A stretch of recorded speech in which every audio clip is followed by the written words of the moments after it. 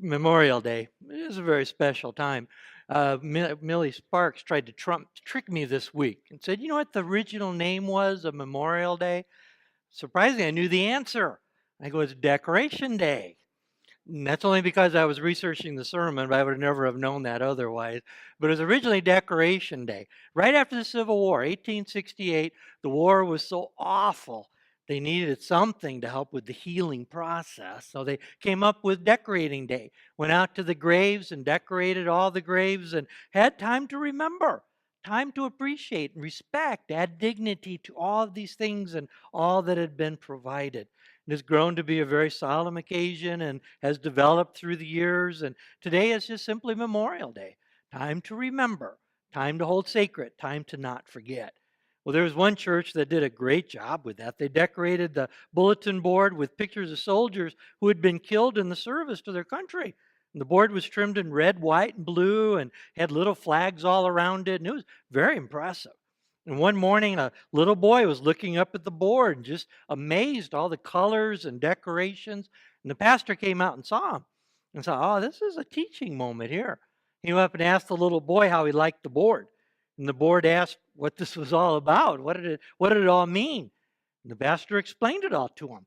We see all the pictures. These are all the people from our church who died in the service. And the little boy looked up at him, his eyes just opened real big. The little boy said, "At the 8:30 service or the 10:30 service?" I also bring that up to remind you, next Sunday, we won't have 8:30 and 10:30 service. There will only be one service at 9:30. You have no excuse now. So I told them at the 8:30 service, they at least have an excuse because if they forget and come at 8:30, they can say, "Oh, I meant to come now, so I have time for prayer and meditation." Nice out there, providing they do come in and pray and have meditation. But if you forget and come next Sunday at 10:30, you're walking into the invitation hymn. You're on your own to make an excuse for that one. So, but 9:30 next Sunday. But remembering, that's what this weekend is all about. And it's a very blessed thing that we do remember because we forget so quickly. We forget important things. We forget our heritage, forget our foundation. And we do that, we lose our mooring, we lose our foundation, we lose our direction, we lose our purpose. Well, that's why the writer of the book of Hebrews had so much to say about the need of remembering and keeping the right things sacred. And in chapter 11 is a long chapter about faith and all the heroes of our faith. And chapter 10 before it talks more about faith, how we need to hang on to these things. But looking at this chapter in Hebrews, chapter 11, picking up at verse 32, we remember the heroes of the heritage of our faith. What more shall I say? I do not have time to tell about Gideon, Barak, Samson, Jephthah, David, Samuel, and all the prophets, who through faith they conquered kingdoms, administered justice, and gained what was promised, who shut the mouths of lions, quenched the fury of the flames, and escaped the edge of the sword, whose weakness was turned to strength, and who became powerful in battle and routed foreign armies. Women received back their dead, raised to life again. And there were others who were tortured, refusing to be released, that they might gain an even better resurrection. Some faced jeers and flogging, and even chains and imprisonment. They were put to death by stoning. They were sawed in two. They were killed by the sword. They went about in sheepskin and goatskin, destitute, persecuted, and mistreated. The world was not worthy of them. They wandered in deserts and mountains, living in caves and even in holes in the ground. These were all commended for their faith, yet none of them received what has been promised, since God had planned something better for us, so that only together with us would they be made perfect. May God add power to this word, that it challenges us today to rise up, to restore values perhaps we've become lax with, and hold on to the power of faith. It's an amazing story here in the chapter 11, this great chapter about faith, the hall of faith, so to speak. The writer goes into all of the heroes, tracing through the Old Testament, all these models. Have you ever been down on your times, just had things go your wrong way? Well, remember, you're not the only one. Turn to Hebrews chapter 11. you'll find a whole crowd here, all these people that can join with you in this. We remember Gideon. I love the story of Gideon. Put together the army that God called him to bring together and fought against the Midians. And there were so many Midians. And God came to Gideon and just looked at the whole situation and said, Gideon, there's too many soldiers. And Gideon said, you're right, Lord, there is. And the Lord said, no, not those soldiers, your soldiers. You got too many. You need to send some of them home, and started sifting the ranks. And Gideon got down to just 300 soldiers to fight this great host of invading army. But it proved to work. They're able to do psychological operations, attack them by night and scare them and turn them around where they're fighting each other. Even today, the Israeli army holds us up as a model for how they put their secret service, Mossad, together. Some people speculate there may be under 100 Mossad agents. They keep the number small and highly trained and use other operatives to bring things together. It's a model for them and their faith in putting things together for us as well. Barak, Samson fighting the Philistines, Jephthah defeating the Ammonites, David rising up as just a little boy shepherd and becoming the king, Samuel, the prophets, Elijah, Elisha, Isaiah, all the way through Malachi. All of these that God has used, a great host indeed. But something amazing about all of them, every one of them was human. Did you notice that? Sometimes look at our heroes and think they're superhuman somehow. But every one of them was human. Every one of them balked when God first called him. When God called Gideon, he was hiding in a wine press. Didn't even want anybody to know he was there. He scoffed at everything God kept throwing at him. Barak, Jephthah did some awful things trying to put things together. They resisted. They were very human, had a lot of flaws, a lot of mistakes they made. But they stayed the course. They overcame these things. That's why the writers can make this statement in verse 34, whose weakness was turned into strength. They were weak. They were afraid facing these things. But they rose up and stepped forward anyway, just like the invasion in Normandy. No one in those boats landing on the beaches facing those machine guns coming at them said, I'm not afraid. They were all terrified. But that's what made them heroes. That's what made it noticeable that they did have courage, because they overcame their human fears and overcame and remembered with great appreciation. Heroes. They were heroes, and we appreciate them. Becoming an action figure hero. Don't we all desire that really in our thoughts and our fantasies? We want to be Batman or Superman or Iron Man, Wonder Woman, Hulk, X-Man, Flash, Green Hornet, Rocky Balboa. Hey, we all want to do that, to fight the bigger opponent and to overcome them somehow. What little boy never had the experience of running out of his house in his underwear with a towel around his neck or a great cape, flying down the street like Superman, with his mom chasing him, trying to bring him back out of the streets and put clothes back on him? But we grew up with these fantasies to be heroes. Somehow we can do it. We all want to be heroes.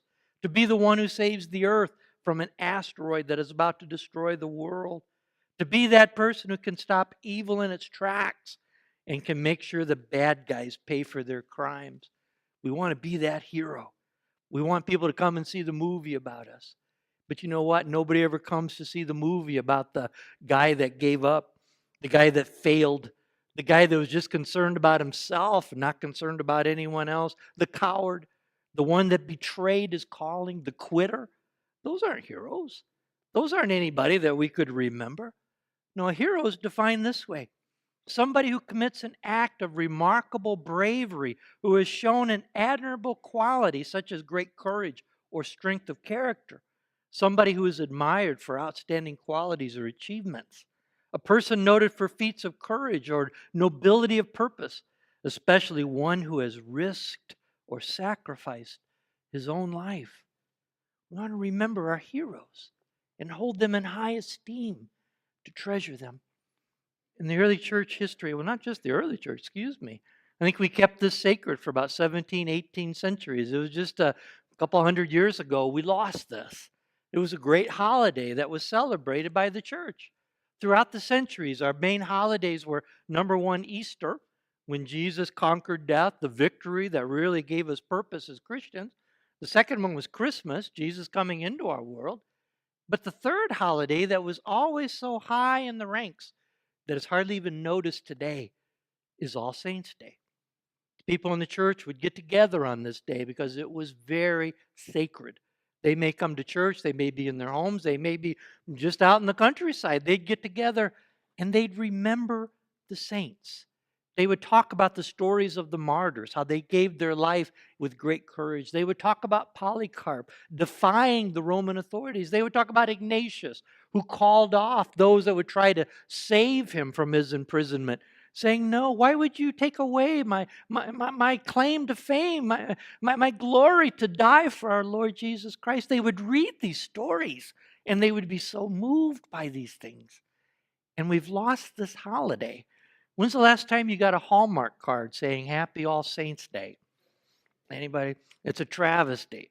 You know what holiday has replaced it? This makes it even a more greater travesty. Halloween. October 31st, All Hallows Eve. That's all Halloween is supposed to be about, getting ready for All Saints Day. Now people dress up in all kinds of costumes and gory things, and All Saints Day is not even remembered anymore. Travesty. What a shame. All Saints Day is like Memorial Day. We remember. How will people remember you? What kind of legacy are you putting together? How are you making your mark in this world? I had a service for a woman that it was hard that she was passing, and her sons, grown sons, lived far away. And I was in touch with them, and I called them and I said, "Hey, when you get to town, come by my office. We'll go out for coffee or something. I want to talk with you about your mom and planning the service for her." So when they got to town, they came by and we talked. We were glad to see each other. And so I came around to the service and talking about how she will be remembered. Part of my plan also was to get them to talk because they weren't real outgoing by any means. But I know there's pain inside. We got to get that out somehow. We can find some healing. So I just said, "Tell me something about how you would like for me to talk to all the people that come for a service, something they remember her by. What do you want to honor your mother with?" They thought about it a little bit and they said, "Well, she liked to gossip." I said, "Really? You want your mom to be remembered as the town gossip?" I go, "Maybe we could try a little harder here. Did she do something special for you at any time? Maybe you came home from school, she surprised you with some fresh baked chocolate chip cookies and nothing registered." And I thought, this is going to be hard. We finally found some things, got some things put together. What I kept wanting to say to him is, don't make me lie at your mom's service. Give me something to work with. I remember meeting with a men's group in a previous ministry I had, and a good group of guys. We love getting together and just talk about things of the faith, guy stuff. We get together. I remember one of these times I taught the lesson and just talking about faith. And it came up to this part about legacy of faith, how we will be remembered. How are we making our mark in this world? What are we doing? And I came up with a powerful question, surprised me too. And I said, "Guys, if I do your service someday, I don't want it to be soon, but maybe in some years to come, and we come down to the service and the part that says eulogy, good words, give me something to say. Don't make me come out and say, ain't got a clue. Anybody got a good word you can say about this guy?" Well, we talked about it. Great conversation. They were talking about it weeks later. They come up and say, "Remember that question you gave us? What you'd want me to, what I should say about them?" I said, "That stayed with me. I didn't have an answer that day." It made me think I got to get intentional with my life, that it's not so accidental. I've got to do some things that make a mark, that do make a difference, that people remember me as a hero of the faith. Wouldn't it be great for you to do something that you would be remembered as a great hero of the faith? Something like coming to church some Sunday and said, "I want to make my mark. I want to be remembered. I'm going to give our pastor a 3-week all-paid expense trip over to the..." It didn't work at the 8:30 service either, so I come some Sunday morning, bring 50 bottles of ketchup and bring it up here to the altar and say, "I want to be remembered as somebody that cared about people when they were hungry and I did my part." Trust me, you bring in 50 bottles, 10 years from now, that story is going to grow. It's going to be 400 bottles. What a cheap legacy you can build there. It's just going to grow and grow.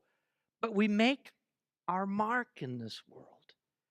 There's a great speech that comes up in movies. It was in Avatar, it was in Braveheart, Lord of the Rings touched upon it, but it all goes back centuries before that. It was a Shakespeare saying from St. Crispin Day.